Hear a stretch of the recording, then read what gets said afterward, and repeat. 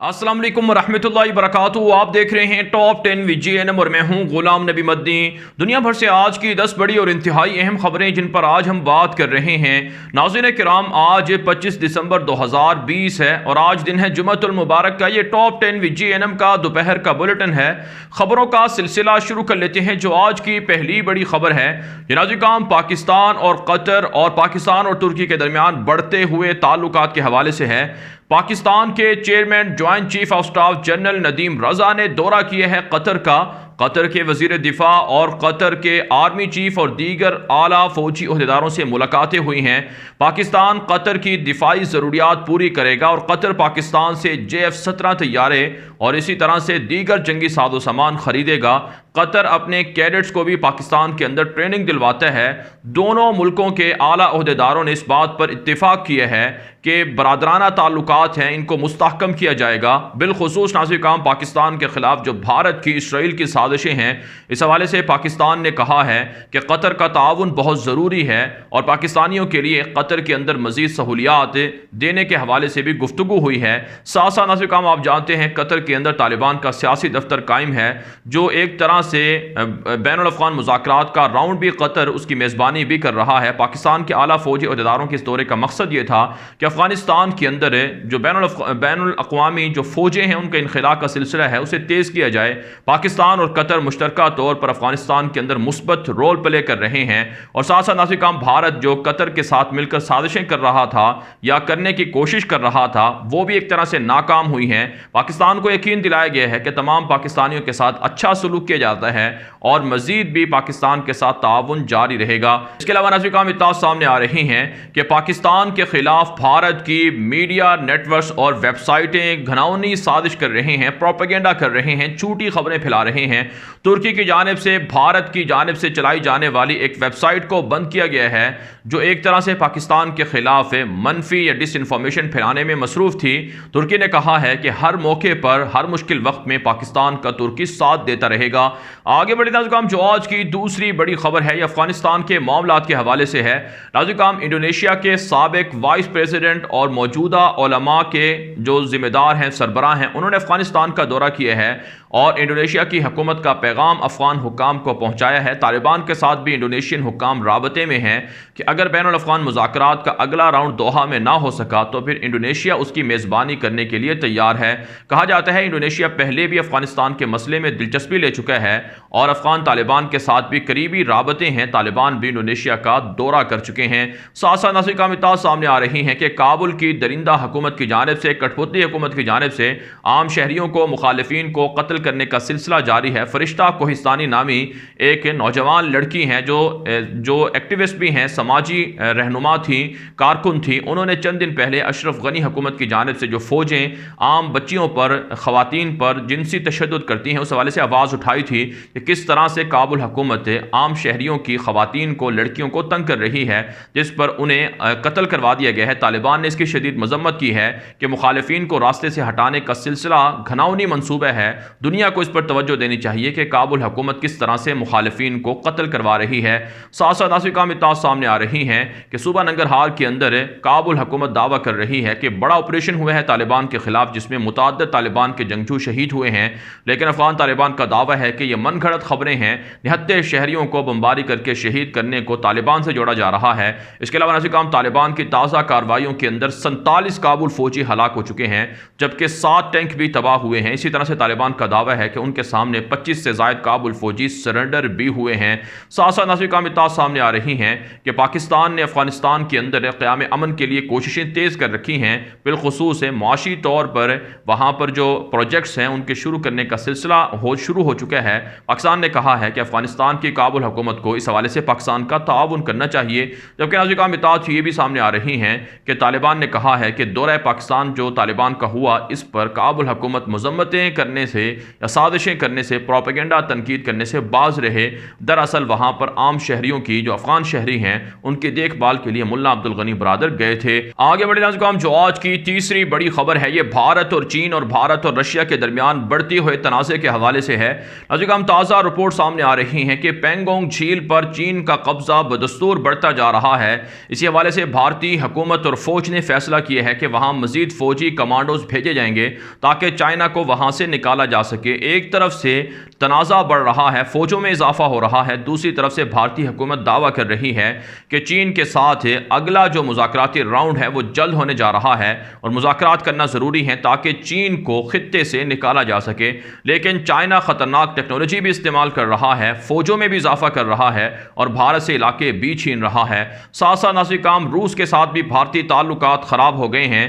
دراصل Bharat, Japan, Australia اور امریکہ کا جو کوارڈ ایک گروپ بنا ہے اس کے اندر بھارت کی ایکٹیویٹی کو دیکھ کر روس نے اب فیصلہ کیا ہے کہ چین اور پاکستان کے بلاک میں رہا جائے، جس پر بھارت کے اندر مودی حکومت پر شدید تنقید ہو رہی ہے کہ روس جیسے اتحادی کو بھارت نے کھو دیا ہے۔ سالانہ بنیادوں پر روس اور بھارت کی میٹنگ ہوا کرتی تھی، 20 سالوں سے یہ میٹنگ کا سلسلہ جاری تھا، لیکن اب پہلا سال ایسا ہے کہ بھارت اور روس کے درمیان سالانہ میٹنگ نہیں ہو رہی ہے، جس کے مختلف ہیلے بہانے بھارت کی جانب سے پیش کیے جا رہے ہیں۔ حقیقت یہ ہے کہ چائنا اور پاکستان اور رشیا یہ تینوں ایک بلاک میں آ چکے ہیں۔ پاکستان کے سی پیک منصوبے میں، گوادر منصوبے میں اور اسی طرح سے دیگر معاشی پروجیکٹ کے اندر روس شامل ہو چکا ہے۔ عسکری دفاعی تعاون بھی رشیا پاکستان کے ساتھ کر رہا ہے۔ آگے بڑھے ناظرین، جو آج کی چوتھی بڑی خبر ہے یہ ناظرین بھارت کے اندر کسانوں کی صورتحال کے حوالے سے ہے۔ امریکہ کے اعلیٰ عہدیداروں نے، سینٹ کے اراکین نے مائک پومپیو کو، سیکرٹری خارجہ کو خط لکھا ہے کہ کسانوں پر بھارت میں ظلم ہو رہا ہے، لہٰذا امریکہ مداخلت کر کے کسانوں پر ظلم رکوائے اور سکھوں کے خلاف جو کالے قوانین ہیں ان کو واپس دلوایا جائے۔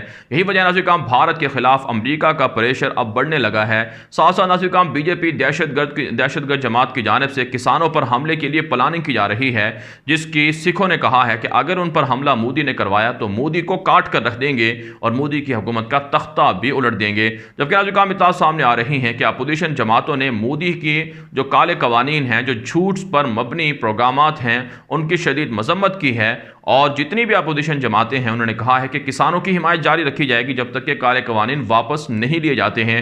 آگے بڑھے ناظرین، جو آج کی پانچویں بڑی خبر ہے یہ مقبوضہ کشمیر سے ہے۔ ناظرین مقبوضہ کشمیر کا پلوامہ کا علاقہ ہے جہاں پر بھارتی فوج نے درندگی کا مظاہرہ کیا ہے، نہتے شہریوں کو مارا پیٹا گیا ہے، سرچ آپریشن کے نام پر مزید 4 کشمیریوں کو گرفتار کر لیا گیا ہے۔ ساتھ ساتھ ناظرین فاروق عبداللہ نے کہا ہے کہ بھارت جتنے بھی سیاسی قیدی ہیں یا وہاں حریت پسند ہیں جیلوں کے اندر جن کو قید کر رکھا ہے ان کو رہا کیا جائے۔ بھارت مودی حکومت کشمیریوں پر ظلم ڈھانے سے باز رہے۔ اس کے علاوہ ناظرین اطلاعات سامنے آ رہی ہیں کہ مقبوضہ کشمیر کے اندر پیلٹ گھروں سے ایسے سینکڑوں بچے ہیں یا کشمیری نوجوان ہیں، خواتین ہیں، بچیاں ہیں، طلباء طالبات ہیں جو ایک طرح سے نابینا ہو چکے ہیں۔ انسانی حقوق کی تنظیموں سے کشمیری مطالبہ کر رہے ہیں کہ ان نابینا لوگوں کا آخر کیا قصور تھا، ان کو انصاف دلوایا جائے اور بھارت کے خلاف جنگی جرائم کا آغاز کروایا جائے، ان کی تحقیقات ہوں اور اس کے خلاف پھر سزائیں دی جائیں، پابندیاں لگائی جائیں۔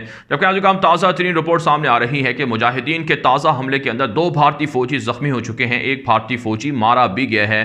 آگے بڑھے ناظرین، جو آج کی چھٹی بڑی خبر ہے یہ ناظرین بھارت، اسرائیل اور امریکہ کی جانب سے منفی پروپیگنڈا پھیلایا جا رہا ہے تاکہ چائنا کو سی پیک منصوبہ افغانستان تک دراز کرنے سے روکا جائے۔ ایک تازہ خبر جاری کی ہے ہندوستان ٹائمز نے، اشرف غنی حکومت کے ساتھ مل کر مودی حکومت سازشیں کر رہا ہے افغانستان کے اندر کہ چائنا دراصل افغانستان کے اندر جاسوسی کر رہا ہے۔ 10 چینی شہری پکڑے گئے ہیں جو افغانستان کے اندر جاسوسی کر رہے تھے۔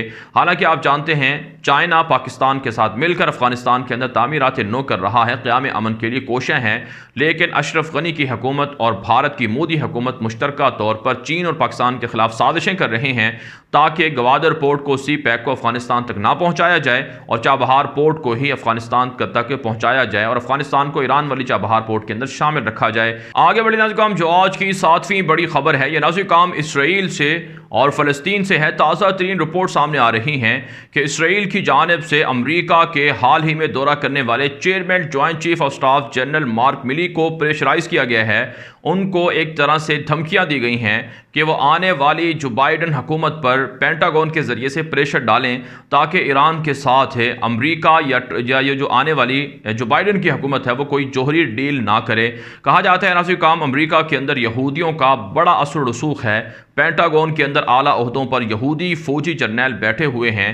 اسی حوالے سے اسرائیل ان فوجی جرنیلوں کے ذریعے سے آنے والی جو بائیڈن حکومت پر پریشر ڈال رہا ہے کہ نہ فلسطین کے ساتھ اور نہ ہی ایران کے ساتھ کسی بھی طرح کی نرمی نہ برتی جائے، اور اگر ایسا کیا گیا تو پھر اس سے جو بائیڈن کی حکومت کو چلنے نہیں دیا جائے گا۔ ساتھ ساتھ ناظرین کرام اطلاعات سامنے آ رہی ہیں کہ اسرائیل کی جانب سے مسلسل نہتے فلسطینیوں پر ظلم اور تشدد ہو رہا ہے۔ ایک تازہ رپورٹ کے مطابق رواں سال $1.5 ارب سے زائد کا خسارہ ہو چکا ہے غزہ کے مسلمانوں کو محض اسرائیلی جارحیت کی وجہ سے اور کرونا وبا کی وجہ سے۔ اس کے علاوہ ناظرین کرام اسرائیلی فوجی عہدیدار نے دھمکیاں دی ہیں کہ روزانہ کی بنیاد پر آنے والے دنوں میں غزہ کے اندر 300 سے زائد لوگوں کو ٹارگٹ کیا جائے گا اور غزہ کے اندر اب اسرائیل جنگ کو عملاً تیز کرے گا۔ ساتھ ساتھ ناظرین کرام اطلاعات سامنے آ رہی ہیں کہ مراکش کے وزیر خارجہ نے کہا ہے کہ 2018 کے اندر اسرائیل کے ساتھ مذاکرات شروع ہو گئے تھے تعلقات بحالی کے لیے۔ کس قدر بے غیرتی ہے، بے حمیتی ہے عربوں کی کہ وہ اسرائیل کے یہودیوں سے تعلقات بنا رہے ہیں، جو فلسطینیوں کو نمازیں نہیں پڑھنے دیتے، مسجد اقصی نہیں جانے دیتے،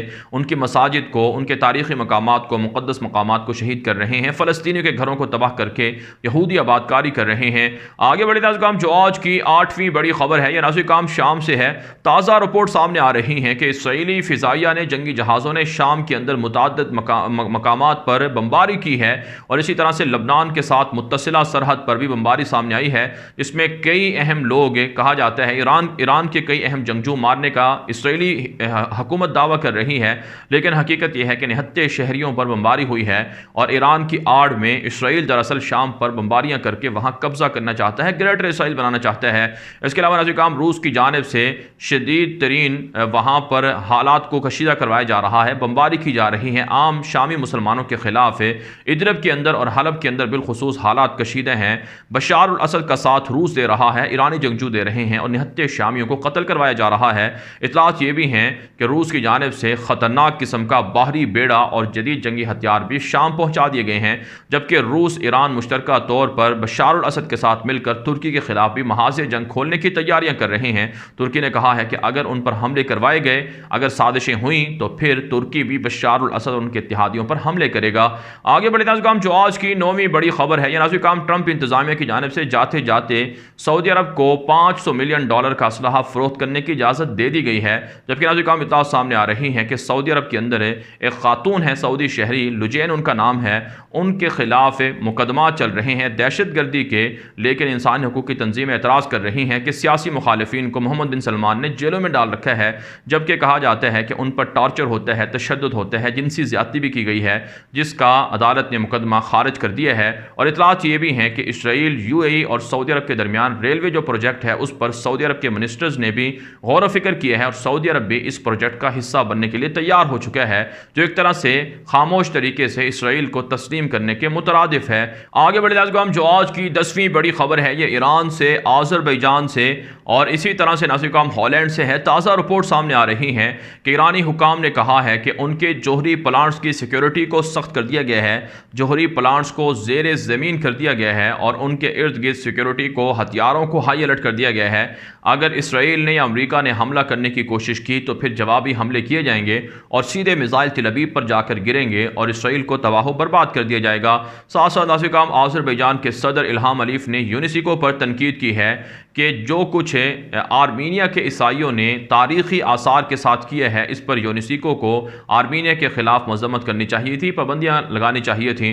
اطلاعات یہ ہیں کہ جو آذربائیجان کے صدر ہیں الہام علیف، وہ ترکی کے ساتھ مل کر تعمیرات نو کر رہے ہیں، کاراباخ کے اندر جو کھنڈر بن گئے تھے ان کو بحال کر رہے ہیں، تاریخی مقامات کو بحال کر رہے ہیں، اور فوج اس وقت بھی لوگوں کی بحالی کے لیے، واپسی کے لیے کام کر رہی ہے، جبکہ آرمینیا کے اندر عیسائی وزیر اعظم کے استعفے کے خلاف مظاہرے جاری ہیں، اور مسلسل مظاہروں میں شدت آ رہی ہے۔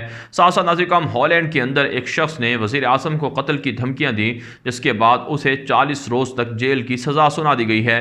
بہرحال ناظرین دنیا بھر سے تھی آج کی 10 بڑی خبریں۔ ان خبروں کے حوالے سے آپ کی کیا رائے ہے؟ اپنی رائے کامنٹ کے ذریعے سے ضرور ہم تک پہنچائیں۔ مزید خبروں کے لیے آپ ہمارے ٹویٹر اکاؤنٹس دنیا میرے آگے اور غلام نبی مدنی فالو کر سکتے ہیں، اور اگر آپ نے ابھی تک ہمارا دوسرا یوٹیوب چینل غلام نبی مدنی سبسکرائب نہیں کیا تو اسے بھی سبسکرائب کر لیجئے، کیونکہ بہت سی معلومات اور ویڈیوز ایسی ہیں جو صرف آپ ہمارے دوسرے یوٹیوب چینل غلام نبی مدنی پر جا کر دیکھ سکتے ہیں۔ آج کے لیے اتنا ہی، اجازت دیجیے، اللہ حافظ۔